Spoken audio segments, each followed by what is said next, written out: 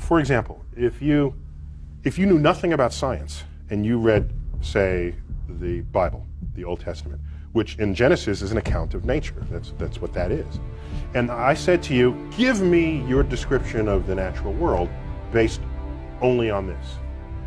You would say the world was created in 6 days and that stars are just little points of light, much lesser than the sun. And in fact, they can fall out of the sky, right? Because that's what happens during the Revelation.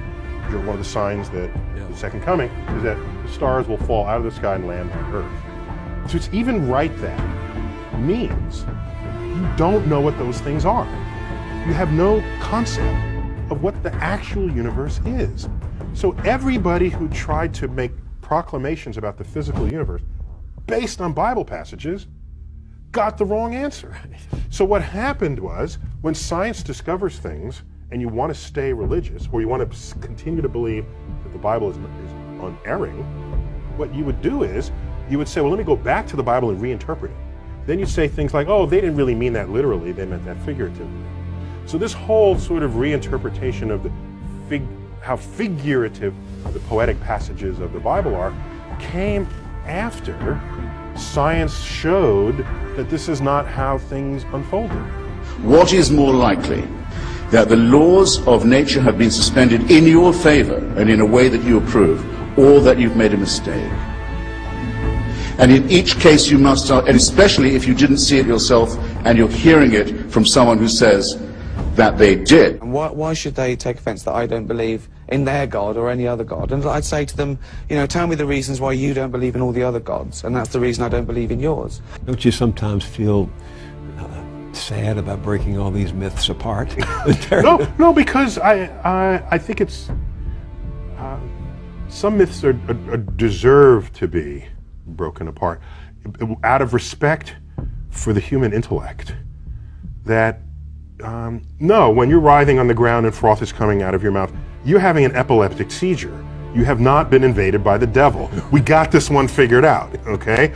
Religion has actually convinced people that there's an invisible man living in the sky who watches everything you do every minute of every day. And the invisible man has a special list of 10 things he does not want you to do. And if you do any of these 10 things, he has a special place full of fire and smoke and burning and torture and anguish, where he will send you to live and suffer and burn and choke and scream and cry forever and ever till the end of time. But he loves you. God that our neighbors believe in is essentially an invisible person. He is a creator deity who created the universe to have a relationship with one species of primate.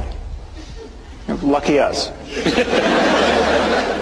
and he's got galaxy upon galaxy to attend to, but he's especially concerned with what we do, and he's especially concerned with what we do while naked. Just because they're offended by someone being gay, it doesn't mean they're right. You know, it's a strange thing that comes out of being gay is a choice. No, being gay isn't a choice. You know, I want to go, well, go, you try it then. If it's a choice, have a go. See how much you like it, you know. Do you give people who make this case that was the beginning and that there had to be something that provoked the beginning, do you give them an A at least for trying to reconcile faith and reason? I don't think they're reconcilable. What do you mean? Well, so let me say that differently. All efforts that have been invested by brilliant people of the past have failed at that exercise. They just fail. And so the track record is so poor that going forward I have essentially zero confidence, near zero confidence, that there will be fruitful things to emerge from the effort to reconcile it. And for those of you who look to the Bible for moral lessons and literary qualities, I might suggest a couple of other stories for you. You might want to look at The Three Little Pigs. That's a good one. Has a nice, happy ending. I'm sure you'll like that. Then there's Little Red Riding Hood, although it does have that X-rated part where the big bad wolf actually eats the grandmother, which I didn't care for, by the way. And finally, I've always drawn a great deal of moral comfort from Humpty Dumpty. The part I like the best, all the king's horses and all the king's men couldn't put Humpty Dumpty back together again. That's because there is no Humpty Dumpty and there is no God. Many people claim to find it impossible to believe or to imagine that they won't exist after death. Just try it for a second. I mean, you imagine that everyone in Paris right now is getting along fine without all of us. I mean, none of us are in Paris. We are really, really materially absent from whatever is going on in every other city on this planet right now. You were absent for all of human history before your birth. The idea that you simply can't imagine not existing after death is really kind of just for lack of trying, I think. I say, fine, pray for anything you want, pray for anything, but what about the divine plan? Remember that? The divine plan. Long time ago, God made a divine plan, gave it a lot of thought, decided it was a good plan, put it into practice. And for billions and billions of years, the divine plan has been doing just fine. Now you come along and pray for something. Well, suppose the thing you want isn't in God's divine plan. What do you want him to do? Change his plan? Just for you? Doesn't it seem a little arrogant? It's a divine plan. What's the use of being God if every rundown schmuck with a $2 prayer book can come along and fuck up your plan? And here's something else, another problem you might have. Suppose your prayers aren't answered. What do you say? Well, it's God's will. Thy will be done. Fine, but if it's God's will and he's going to do what he wants to anyway, why the fuck bother praying in the first place? Seems like a big waste of time to me. Just think about the Muslims at this moment who are blowing themselves up, convinced that they are agents of God's will. There is absolutely nothing that Dr. Craig can say against their behavior in moral terms, apart from his own faith-based claim that they're praying to the wrong God. If they had the right God, what they were doing would be good on divine command theory. Now, I'm obviously not saying that Dr. Craig or all religious people are psychopaths and psychotics, but this to me is the true horror of religion. It allows perfectly decent and sane people to believe by the billions what only lunatics could believe on their own. If you wake up tomorrow morning thinking that saying a few Latin words over your pancakes is going to turn them into the body of Elvis Presley, you have lost your mind. But if you think more or less the same thing about a cracker and the body of Jesus, you're just a Catholic. You must realize that some people are going to go to your show at the planetarium and they're going to say, aha, those scientists have discovered God. Because God, dark matter, is what holds this universe together. Was that a question?